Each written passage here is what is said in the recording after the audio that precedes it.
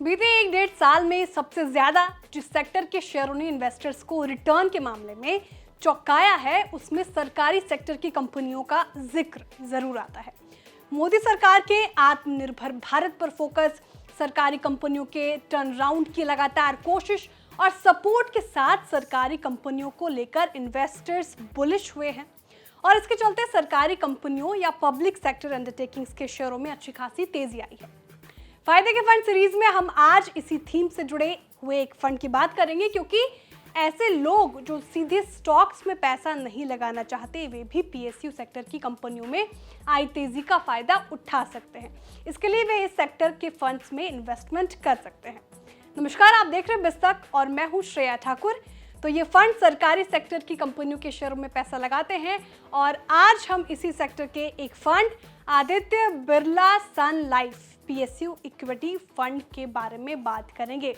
इस फंड का मकसद लंबे वक्त में कैपिटल अप्रिसिएशन मुहैया कराना है और फंड सरकारी कंपनियों में पैसा लगाता है। आदित्य बिरला पीएसयू फंड की नींव 30 दिसंबर 2019 को पड़ी थी और 30 नवंबर 2023 तक इसका AUM 1488 करोड़ रुपए से ज्यादा था। इस फंड के मैनेजर धवल गाला हैं, जिनका एक्सपीरियंस 15 साल का है। आदित्य बिरला AMC के साथ ये फरवरी 2011 से जुड़े हुए हैं। साथ ही धवल जोशी भी इसके फंड मैनेजर हैं और इनका भी 15 साल का एक्सपीरियंस है। इस फंड का benchmark S&P BSE PSU TRI है। इसमें आप एक मुश्त या SIP के जरिए मिनिमम 500 रुपीज से इन्वेस्टमेंट की शुरुआत कर सकते हैं। अब इस फंड के पोर्टफोलियो की बात करते हैं तो पहले सेक्टर देख लेते हैं। तो बैंकिंग सेक्टर में इसका 24% पैसा लगा है, पावर सेक्टर में लगभग 16%, कंज्यूमेबल फ्यूल्स में लगभग 10% और गैस में 7%, एरोस्पेस और डिफेंस में भी 5.5%, फिनेंस में भी लगभग 4.5% से ज़्यादा और मिनरल्स एंड माइनिंग में करीब 3% इनका लगा हुआ है। अब उन कंपनियों की बात करते हैं जहां इस फंड का ज़्यादा पैसा लगा हुआ है। सबसे ऊपर है SBI, जहां इसने लगभग 8% पैसा लगा रखा है। इसके बाद बैंक ऑफ इंडिया में 5% लगभग, पंजाब नेशनल बैंक में भी 4.25% से ज़्यादा, बैंक ऑफ बड़ौदा में भी आपको लगभग 4%, यूनियन बैंक ऑफ इंडिया में भी 3.25% पैसा लगा है। इसके अलावा NTPC में फंड ने 9% से ज़्यादा पैसा लगाया हुआ है, पावर ग्रिड में 5.5% से ज़्यादा, NLC में 2.25% से ज़्यादा, कोल इंडिया में लगभग 10%, गेल में लगभग 5%, HL में लगभग 3%, BEL में 2.25%, LIC HF में 3.5% से ज़्यादा, PFC में भी 1% से ज़्यादा और NACL में भी 2% लगभग पैसा लगा हुआ है। ये आंकड़े 31 अक्टूबर 2023 तक के हैं। अब देखते हैं इस फंड के परफॉर्मेंस। तो बीते 1 साल में इस फंड ने 30% से ज़्यादा रिटर्न दिया है। यानी अगर आपने आदित्य बिरला PSU फंड में 10,000 रुपये 1 साल पहले लगाए होते तो आज उसकी वैल्यू होती 13,000 रुपये। इसको उलट बेंचमार्क BSE PSU TRI का रिटर्न 1 साल में होता है 33% से ज़्यादा। यानी यहाँ लगाए गए 10,000 रुपये 13,332 रुपये हो जाते हैं। इसका एडिशनल बेंचमार्क निफ्टी 50 TRI है, जिसने 1 साल में 7% रिटर्न दिया है और इसमें लगाए गए 10,700 रुपये हो जाते हैं। अब बात करते हैं 3 साल के लिहाज से। तो 3 साल के रिटर्न की में देखें तो फंड ने 38% से ज़्यादा रिटर्न दिया है। यानी 3 साल में आपके लगाए 10,000 रुपये होते हैं 26,438 रुपये। इसी ड्यूरेशन में BSE PSU TRI का रिटर्न 44% से ज़्यादा, लगभग यहाँ पे आपको 45% रहा है और इसमें लगाए 10,000 रुपये होते 30,500 रुपये। जबकि निफ्टी ने यहाँ पे 19.5% रिटर्न दिया है, यहाँ आपका पैसा 16,976 रुपये हो जाता।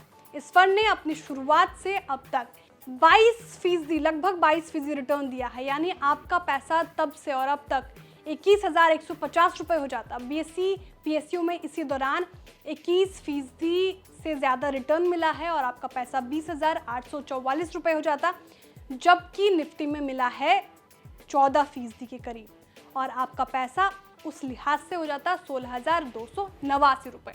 एसआईपी की बात करें तो इस फंड ने एक साल में 35% रिटर्न दिया है और आपके 10,000 रुपए की एसआईपी का पैसा बढ़कर हो जाता है 1,41,261 रुपए। बीएसई पीएसयू इंडेक्स ने इसी ड्यूरेशन में 38% से ज़्यादा 38.35% रिटर्न दिया है और 3 साल में इस फंड ने आपको 28.93% का रिटर्न दिया है। आपकी 10,000 की एसआईपी यहाँ हो जाती है 5,45,294 रुपए में तब्दील हो जाती और बीएसई पीएसयू में 32.5% से ज़्यादा और निफ्टी में लगभग 11.25% रिटर्न मिला है। यानी रिटर्न के मामले में इस फंड का परफॉर्मेंस इसके बेंचमार्क बीएसई पीएसयू से थोड़ा कम ही रहा है। अब आपको इस थीम के टॉप फंड्स के बारे में बताते हैं। इस कतार में सबसे ऊपर है आदित्य बिरला सन लाइफ पीएसयू इक्विटी फंड, जिसने 3 साल में 38.5% का रिटर्न दिया है और दूसरी ओर एसबीआई पीएसयू फंड ने इसी ड्यूरेशन में 35% से ज़्यादा रिटर्न दिया है। तीसरे नंबर पर है इन्वेस्टको इंडिया पीएसयू फंड और जिसमें इन्वेस्टर्स को 33% से ज़्यादा का रिटर्न मिला है। तो ये है इस कैटेगरी के टॉप 3 फंड्स। अब जो लोग सरकारी सेक्टर की कंपनियों के शेयरों में आई सरगर्मी का फायदा उठाना चाहते हैं लेकिन स्टॉक्स के जोखिम से थोड़ा बचना चाहते हैं, उनके लिए पीएसयू फंड कारगर साबित हो सकते हैं। हालांकि डाइवर्सिफाइड होने के बावजूद इन फंड्स में जोखिम का लेवल ज़्यादा होता है। लॉन्ग टर्म के लिहाज से अगर आप पीएसयू को लेकर सकारात्मक रुझान रखते हैं तो आप इन फंड्स के बारे में विचार कर सकते हैं, सोच सकते हैं। हालांकि इन्वेस्टमेंट का कोई भी फैसला आपको अपने फाइनेंशियल एडवाइजर से राय मशवरा करके ही करना चाहिए। तो ये जानकारी आपको कैसी लगी कमेंट करके जरूर बताएं। वीडियो को लाइक और शेयर करना ना भूलें। साथ ही जो हमारे नए व्यूअर्स हैं वो भी चैनल को सब्सक्राइब करना ना भूलें। अगले हफ्ते हाजिर होंगे किसी और फंड के साथ, तब तक के लिए देखते रहिए बिस्तक। बिस्तक आपके लिए लाया है प्रीमियम मेंबरशिप प्रोग्राम, जहां आपको मिलेंगे कई सारे फायदे, जिनमें मार्केट न्यूज़लेटर, लाइव चैट पर आपके सवालों के सबसे पहले जवाब, मार्केट आउटलुक, वीकेंड पर मार्केट स्कैन, एंकर्स के साथ चैट और भी बहुत कुछ। इस प्रीमियम सब्सक्रिप्शन में 3 तरह के प्लान्स हैं, सिल्वर, गोल्ड और प्लैटिनम, जिनकी शुरुआत मात्र 159 रुपए महीने से होती है। इससे जुड़ना भी बेहद आसान है। बिस्तक के YouTube चैनल पर जाएं, ज्वाइन बटन पर क्लिक करें और अपना प्लान सिलेक्ट करें। बस बन गए आप हमारे प्रीमियम मेंबर।